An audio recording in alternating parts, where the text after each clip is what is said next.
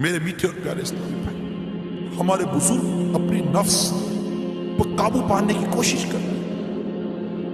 کرتے نہیں کیا کریں اور خود کو جہنم کی آگ سے بچائیں، جہنم کے شعلوں کا تصور باندھتے تھے،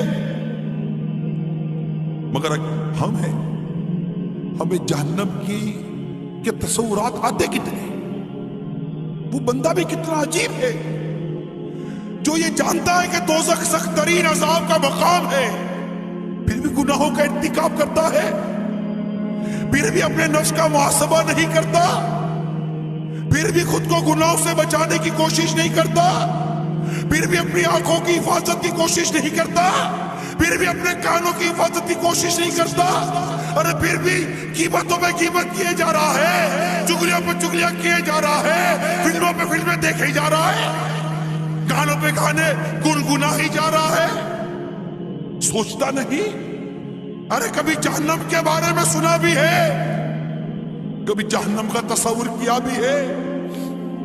سنو، اگر جہنم کو سوئی کی نوک کے برابر کھول دیا جائے تو اس کی تپش و بدبو سے ساری مخلوق ہلاک ہو جائے۔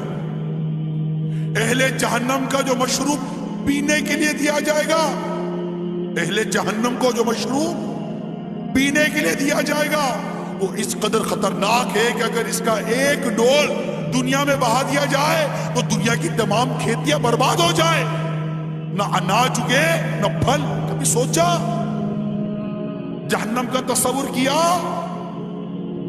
جہنم کے سانپ اور بچھو بے حد خوفناک ہیں۔ حدیث شریف میں ہے جہنم میں عجمی اونٹوں کی گردن کی مثل بڑے بڑے سانپ ہوں گے جو دوزخیوں کو ڈستے ہوں گے، وہ ایسے زہریلے ہوں گے کہ اگر ایک مرتبہ کاٹ لیں گے تو 40 سال تک ان کے زہر کی تکلیف نہیں جائے گی،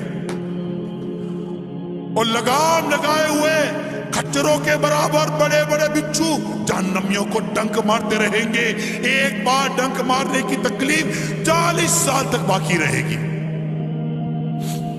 ترمذی کی روایت میں ہے جہنم میں سعود نامی آگ کا ایک پہاڑ ہے جس کی بلندی 70 برس کی راہ ہے، کافر جہنمیوں کو اس پر چڑھایا جائے گا، 70 برس میں وہ اس بلندی پر پہنچیں گے، پھر اوپر سے انہیں گرایا جائے گا تو 70 برس میں وہ نیچے پہنچیں گے، اسی طرح ان کو عذاب دیا جائے گا۔ جہنم کے ایسے خوفناک عذاب کا تذکرہ سننے کے باوجود بھی جو گناہوں سے باز نہ آئے اس پر واقعی تعجب ہے، جو خیال نہ کرے، سوچے نہیں۔ بے باکی، ارے بے باکی کیسی بے باکی؟ آخر انسان کو اس دنیا نے کیا دے دیا اور دینا بھی کیا؟ اس کی رنگینیوں میں گھومے، لوٹ مار میں مصروف ہے، قتل و غارت گری میں مصروف ہے،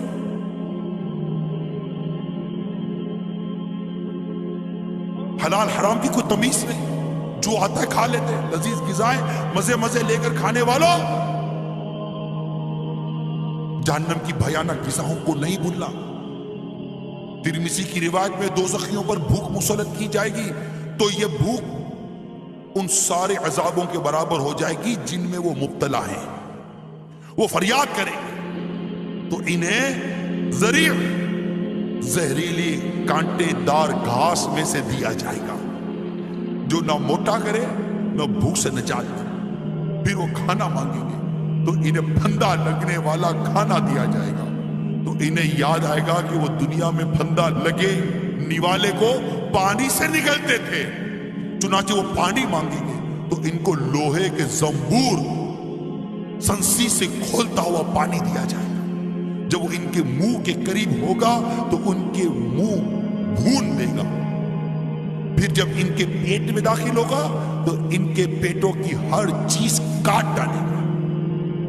ایک اور حدیث پاک میں ہے زقوم یعنی تھوہر جو کہ دوزخیوں کو کھلایا جائے گا، اگر ایک قطرہ اگر دنیا پر ٹپک پڑے تو دنیا والوں کے کھانے پینے کی تمام چیزوں کو تلخ بدبودار بنا کر خراب کر۔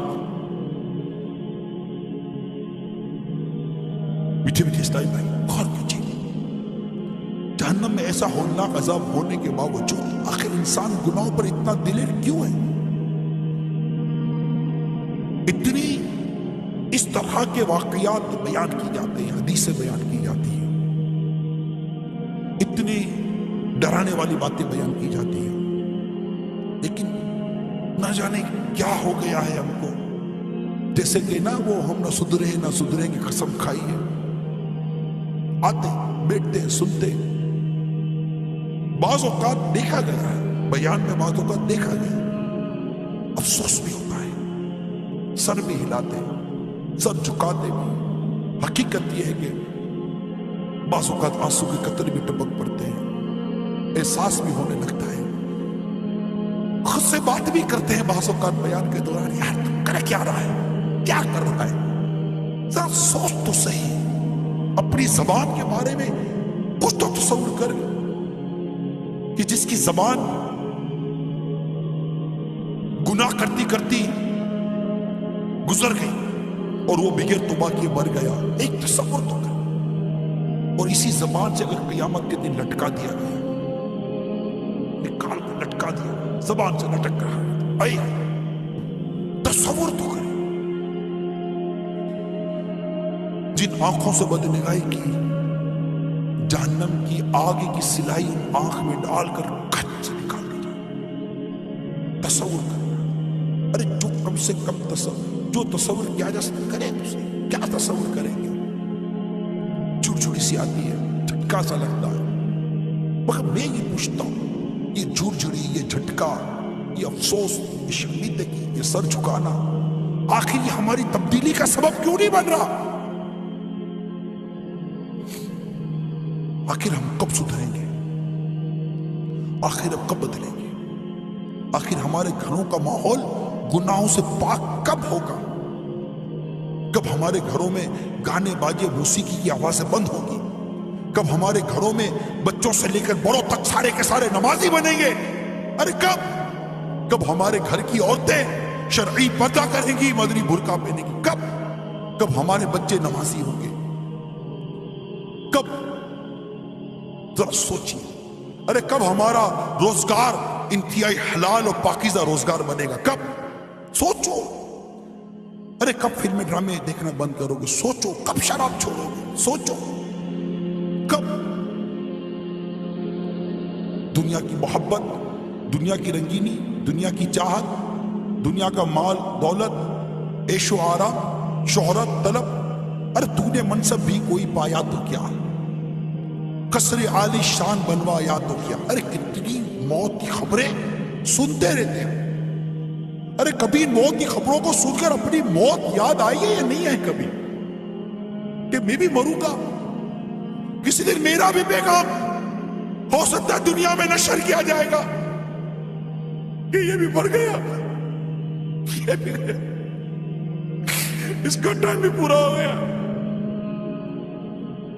फला दिन फला नमाज के बाद इसका भी नमाज चला जाए। कैसे? बस मर गया, मरना तो है ना। यही नाज उठाने वाले मनो मिट्टी तेले कब्र में दाब कर आ जाएंगे, अकेले अंधेरे कब्र में अकेले होंगे, कोई नहीं आएगा, कोई नहीं आएगा, माँ बाप भी नहीं होंगे, बीवी बच्चे भी नहीं होंगे, दोस्त यार भी नहीं होंगे, कोई भी नहीं होगा। लोगों में रहकर कब्र को भूलने वाले उस कब्र को याद करो जिसमें तन्हारे नारे नारे।